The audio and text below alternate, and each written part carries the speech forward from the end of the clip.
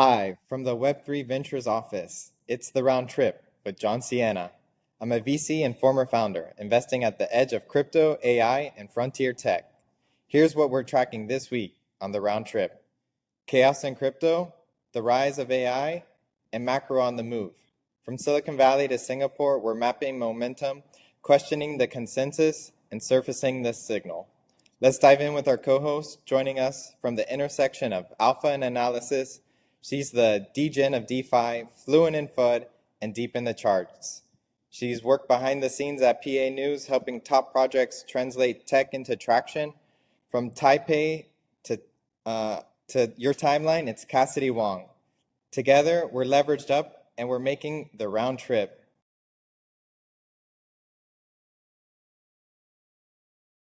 And for our first round trip, how was your round trip to Dubai for Token 2049? Hey, John.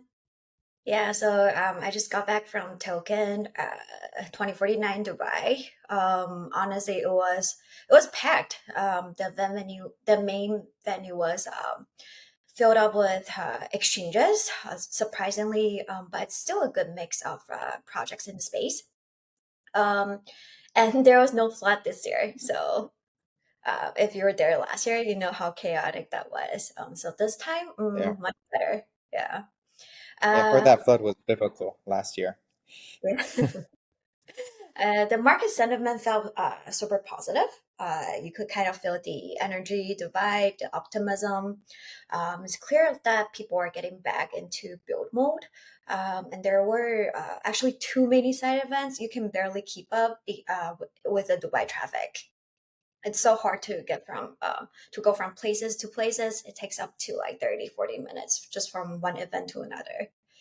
So yeah, and I think what really stood out was getting to chat with a few co-founders. I gotta say, they're building something really exciting. It's not just hype or talk. They're actually building the real building real traction, and they have real vision. So it's very inspiring to see the level of conviction that's still alive in the space. One random and hilarious detail that's happening is that there was a global pistachio shortage. Played in I part, heard about this. yeah, played in part by Dubai's iconic pistachio chocolate. Have you tried some? No, but I heard you could get it at Costco, and it's already up like $3. So it's like went from like $7 to 10 or something. Yeah, yeah. Yeah, so well, the actual Dubai chocolate, the original one, it costs like $20 for a bar. Oh wow. Okay. It's pretty crazy.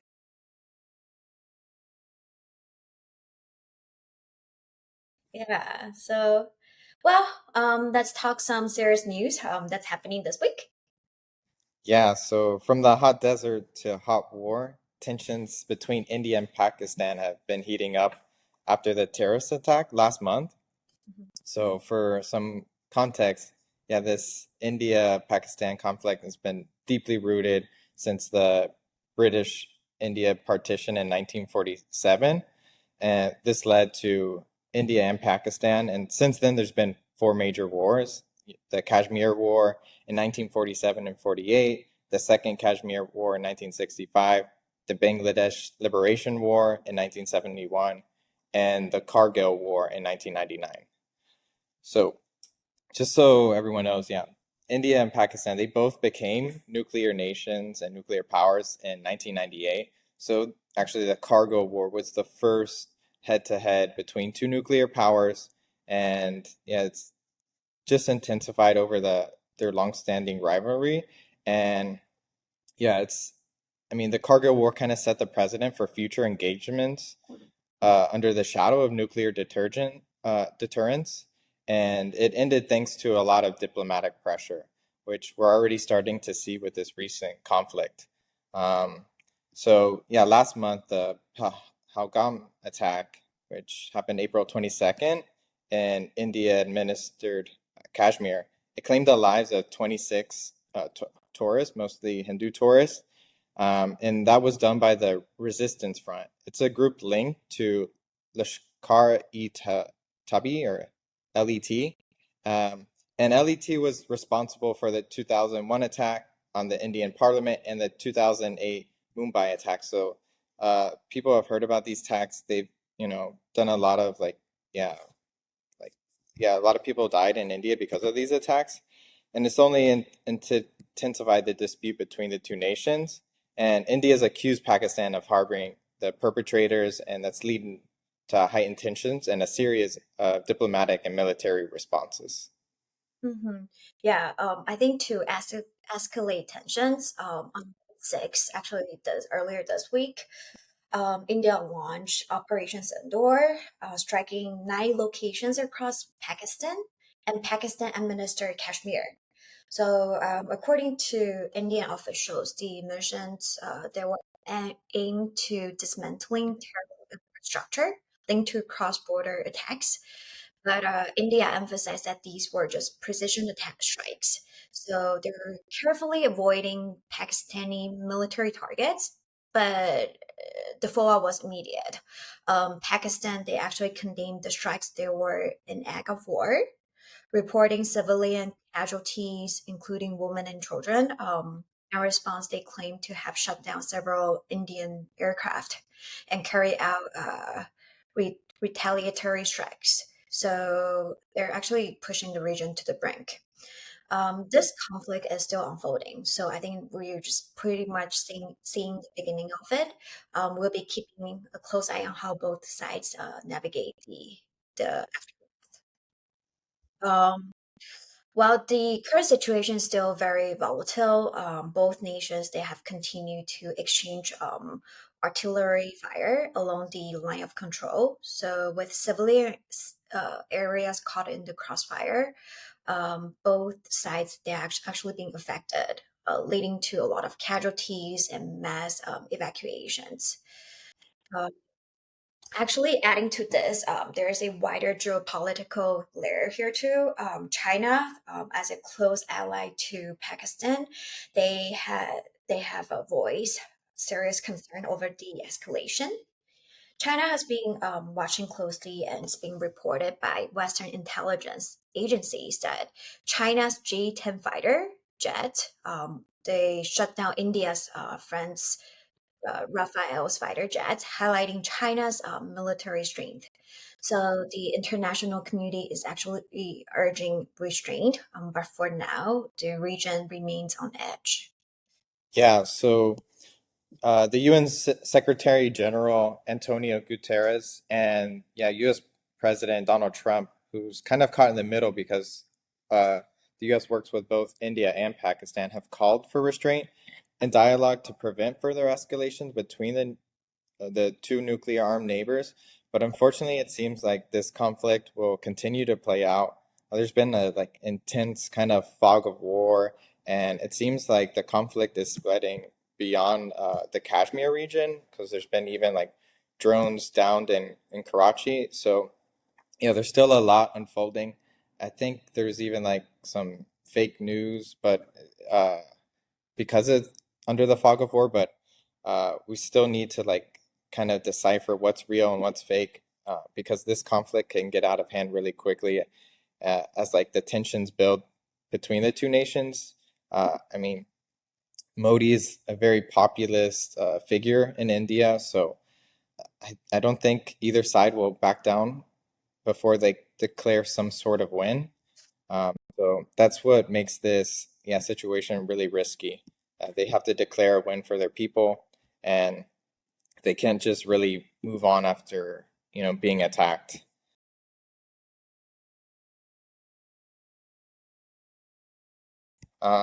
So in more lighter news, let's switch over to the macro news for the week. China goes liquid. The People's Bank of China slashed reserve requirements, pumping $143 billion into the system. So are we wondering, is this a liquidity surge or a quiet panic as the trade war unfolds? OPEC turns on the tap against all odds and declining oil prices. Oil producers agreed to boost production. So will this more oil stimulate the economy? And Yeah, recently Jerome Powell held the line despite negative Q1 GDP growth. Negative GDP growth. The Fed kept the rates at 4.25 to 4.5%, and it leaves us wondering, has inflation been tamed or is growth being sacrificed? Meanwhile, the UK cut rates to 4.25%, and in classic fashion, Trump teased a big trade deal with the UK, but it just delivered modest tariff tweaks and not the sweeping reform he was kind of hinting at. And so that's from Beijing to Brent. Liquidity is rising, rates are diverging, and geopolitics are back on the front page. Is this the stimulus that saves the cycle, or just the opening move and a new economic chess match?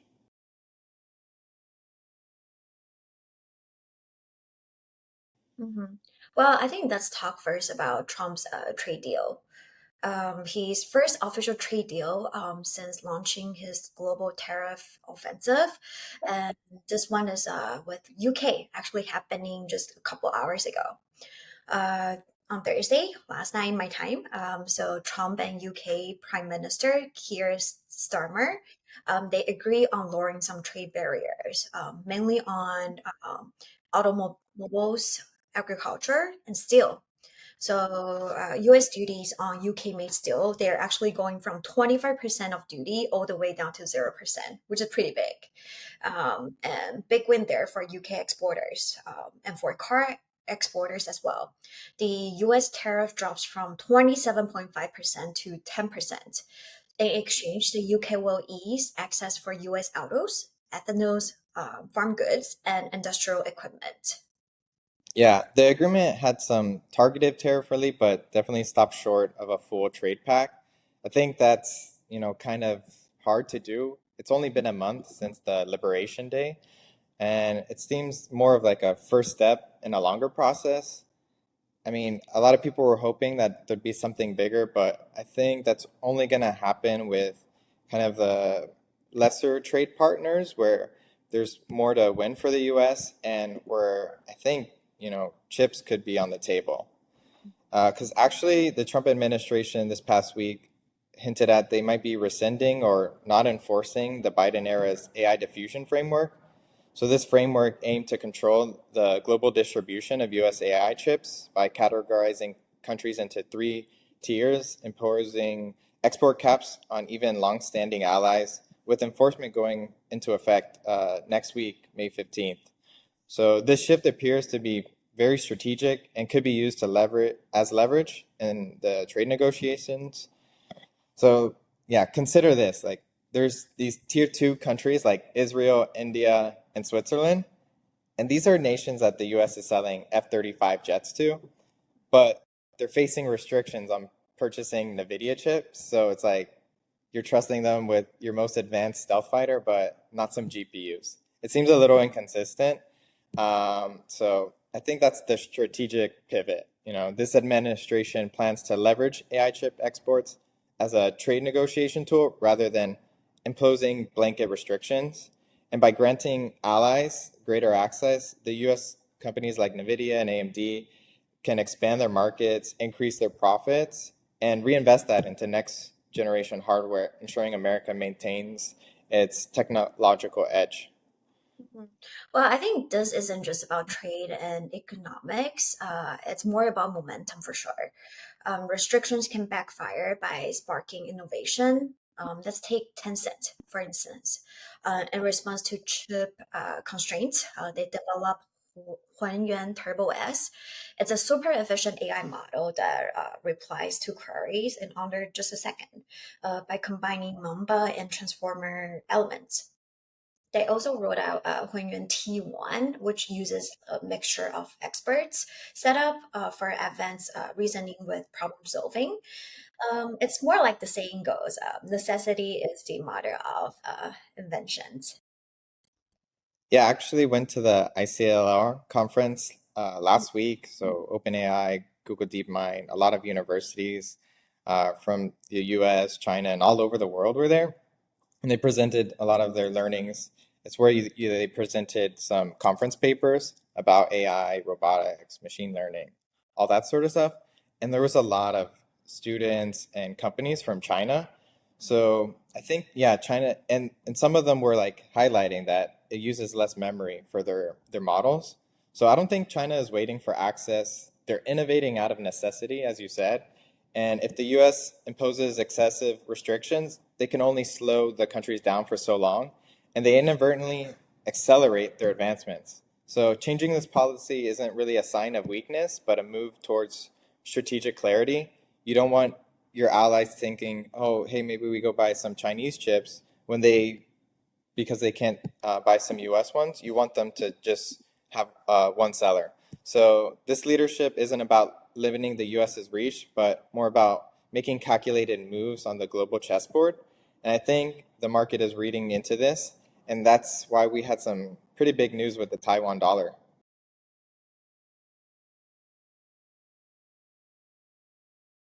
Oh yeah, the Taiwan dollar jumped about over 10% in just two trading days. Its sharpest move since 1980s, which was 45 years ago. So what's behind it? I think it's more on the foreign investors that have been pouring into Taiwan stock market, especially in tech, semiconductor names, riding the wave of global demand for AI and chips. So, but interesting, Taiwan's central bank, they chose not to step in because uh, they're sending a clear signal that they're okay with stronger currency, at least for now. But here's the catch. Rapid appreciation like this can hurt exporters.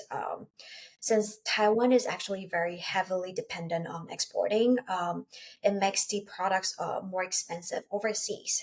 Um, so this is going to be a real risk going forward.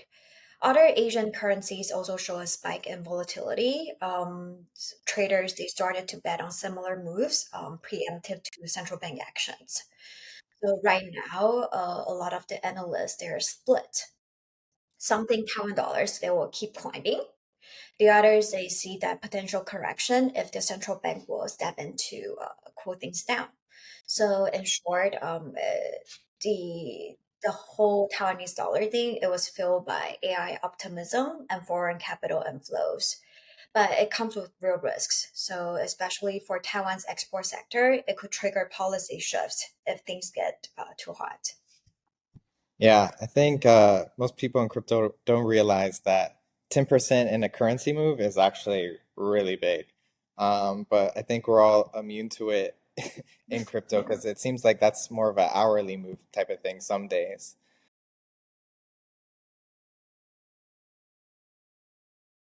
But in other, yeah, trade news, the U.S. trade talks with China begin today in Switzerland.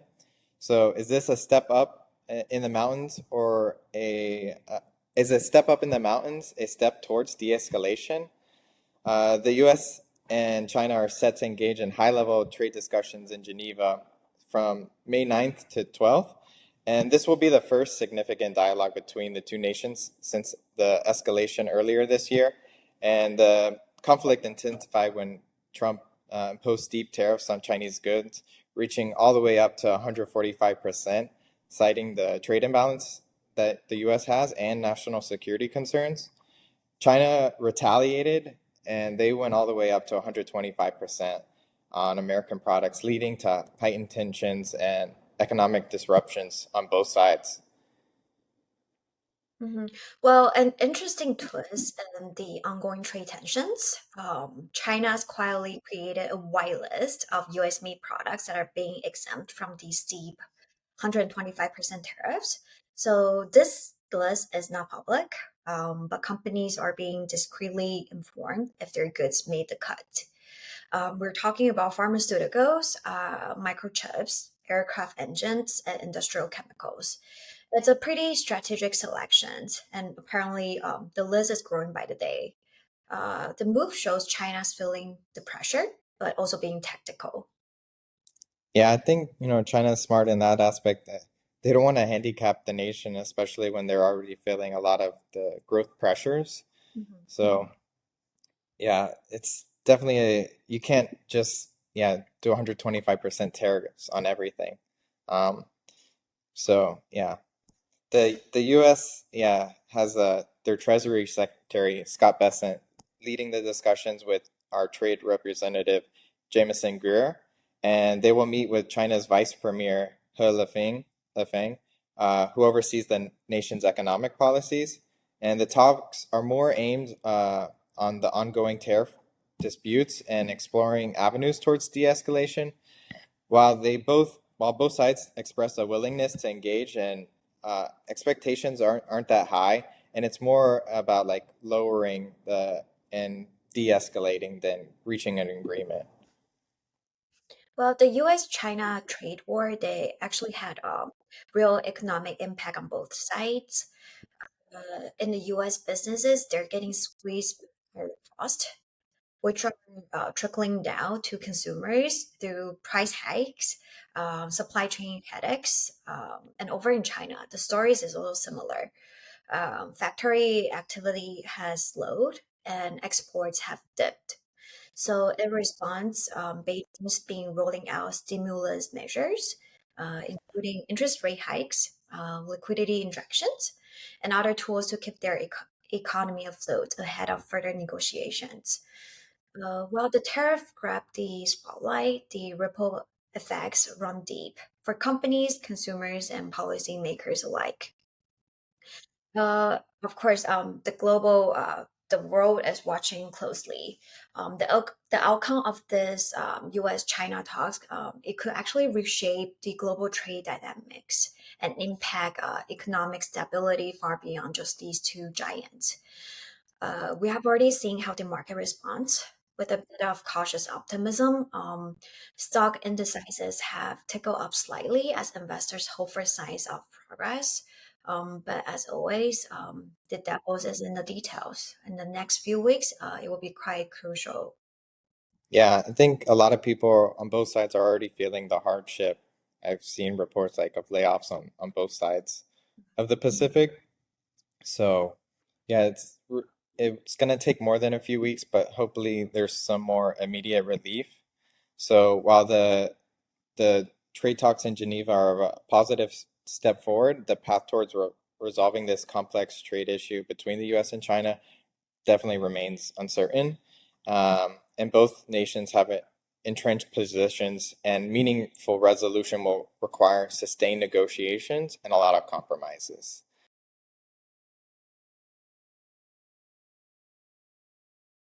But this, positive step forward has, helped the crypto industry with Bitcoin crossing over $100,000 overnight.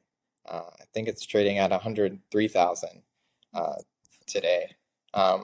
We actually had quite some interesting news in the crypto sphere, and especially with Bitcoin. So, yeah, Strategy, or formerly known as MicroStrategy, hosted its fifth Bitcoin conference for corporations in Florida. So Michael Saylor delivered the keynote emphasizing how Bitcoin is a transformative asset for corporate treasuries, and he argued that Bitcoin offers a unique opportunity for companies to break free from traditional finance constraints and achieve significant growth.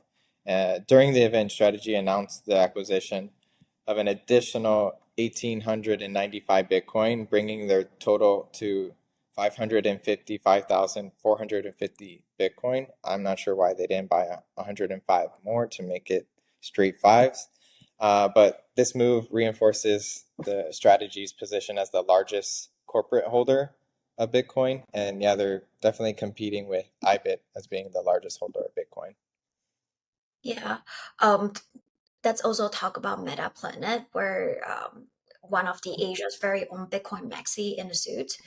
The Tokyo listed investment firm, they actually bought another 555 BTC, bringing it to total stash of 5,555 BTC. While talking about the fives, the number is actually symbolic because in Japanese, the number five is pronounced go. So today we're saying if they have 5555 BTC, it means go, go, go, go to the moon and beyond. So yeah, so actually their stock jumped 13 over 13% this week while the markets were still open, and the latest purchase it was worth around $53 million. So now Meta Planet, it has been on this Bitcoin accumulation journey since April last year. They're not slowing now. Their target is actually aiming at 10,000 Bitcoin by the end of this year. So they're essentially halfway there already. And this week, they also announced another 25 million inbound, which is their 13th round. It came literally a week after their 20th batch.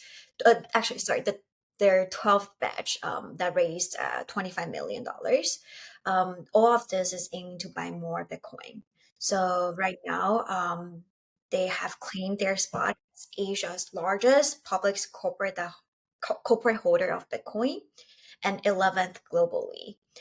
Well, they're still a long way from Michael Saylor's strategy, but they're chilling at the top with a cool 500 fighting with the 5555. A lot of Bitcoin. That's a lot of Bitcoin. Yes.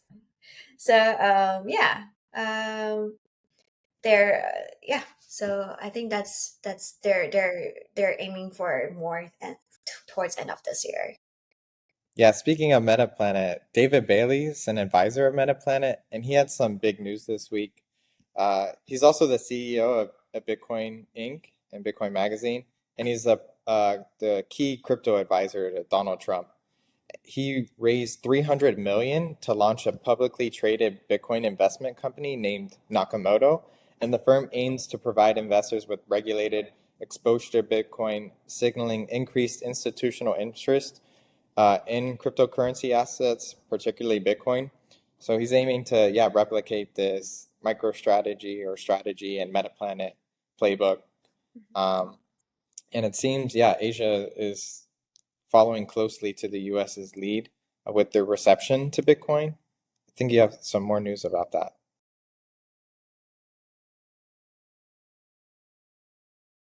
Yeah, there's one pretty big news coming out of South Korea. Lee Jae-myung, the leading candidate in the country's upcoming presidential election, that's happening in less than a month on June 3rd. He made a pretty bold pledge. He said that if he's elected, he's going to push to legalize spot Bitcoin ETFs. So South Korea's Financial Service Commission, FSC, they have been pretty clear about their stance up until now. They previously they say no spot crypto ETFs because it's just too volatile. But here's the twist: the chairman from FSC, Kim Byung-hong, actually he said this week that the commission agrees with Lee's election promise. They're open to discuss how they might move forward with it under the next administration. So this will be a pretty significant shift. If this go through, South Korea, as we all know, they have crazy traders. It will bring a new wave of institutional and retail access to the crypto space, especially with Bitcoin ETFs. So this could be a turning point of how crypto is treated in the country. It could have a ripple effect across the region. Yeah, I'm wondering if the Korean ETF will have a kimchi premium. On the stateside news, several states embrace Bitcoin with a strategic reserve. So New Hampshire became the first state to approve this, and their legislation now permits the state to allocate up to 5% of its available public funds into Bitcoin, marking a pioneering step in a state-level cryptocurrency adoption. Arizona, well, a little less interesting with their Bitcoin bill. They're allowing unclaimed digital assets, which can be staked or used to earn rewards, with the profits being directed into the reserve fund, but not like buying it directly. So these initiatives reflect a growing trend of integrating digital assets into public financial strategies. And in sadder news, yeah, my home state of Florida withdrew their Bitcoin strategic reserve bill. So we'll have to wait for that. Hmm. Well, contrasting to the US states approach, the UK, they actually have made it clear that they're not hopping on the Bitcoin reserve train. Uh, Emma Reynolds, the UK's economic secretary to the Treasury, she quoted it's not appropriate for their market because Bitcoin's volatility is not suitable for public funds. Similarly, in Asia, Japan, South Korea, and also in Switzerland and Russia, they have rolled out Bitcoin Reserve as well, emphasizing the need for stability in public financial management. Bitcoin's price swing make it just too risky for them to hold it as part of their national reserves. While we have seen some U.S. states embracing Bitcoin in different ways, these countries they are keeping a cautious distance, focusing more on traditional assets to ensure economic stability. Well, I guess the degens don't care too much about those countries because, yeah, it was a big week in crypto. Ethereum is actually up over 20% in the last 20 hours, 24 hours. And over the last month, the Ethereum TVL has risen from 44 billion to 52.8 billion. And yeah, everyone was saying Ethereum's dead. And that was like pretty much the consensus. So yeah, I was just wondering, yeah, how your bag's doing. Well, my friend in Dubai, he told me to buy some Ethereum last week. So, Good. but yeah, but I didn't do it. I got too busy. My Oh, back could have been better. did he say it's going to 10K um, wow. like last cycle? Yeah, that's hope for 10K towards end of the year. Yeah, I mean, I would be feeling a lot better if my bags didn't round trip. And so, yeah, thank you everyone for riding with us on this episode of the round trip. Smash that follow, drop us a comment, and send us your hottest questions for when we're back next week. Thank you. Thanks.